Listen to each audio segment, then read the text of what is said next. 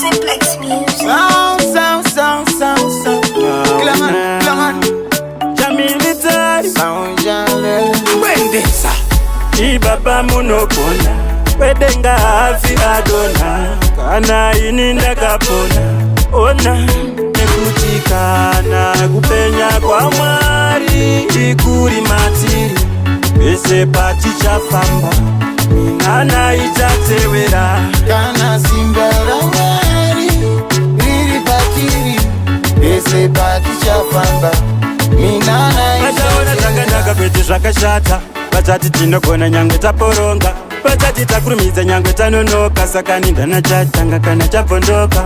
Tisina kuvatipira hatisi zveka. Chero takapfeka madhindi vachatotisveka. Kusatibata imi chitotireka. Tibubure umambo neminana yewedenga. Nekuti kana kupenya kwa mwari ikuri matiri. Vese patichafamba. Minana itatewera. Kana simbara mwari. Riri patiri. Bese pati chafamba. Minana itatewera. Timure kupenya kurisana kwa sonyanya. Vanu turi kuchaya hanya kungovaka vari kupanya. Yango wabata vanu turi kumanya. Asi chinosikanwa hapana. Kana ukafamba nenyasha pana kana chinokushusha. Upenyu wakakosha. Nange vemamepo vakusha. Pasi pano hapana shasha. Tofamba ndire Holy Spirit. Makomborero achauya ine profiti. Mweya mtsvene mwari havana limiti. Saka iwe usakabire tifiti. Pandinotadza ndochemera mwari for cleansing. Ndonamata mumweya muzvokwadi. Mwari wotumira anointing. Nekuti kana kupenya kwa mwari ikuri matiri. Vese patichafamba. Minana itatewera. Kana simbara mwari.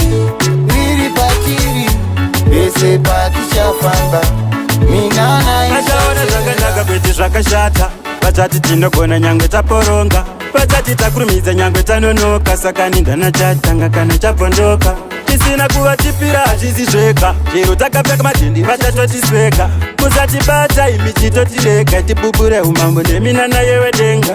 Nekuti kana kupenya kwa mwari ikuri matiri. Vese patichafamba. Minana itatewera. Kana simbara mwari. Riri patiri.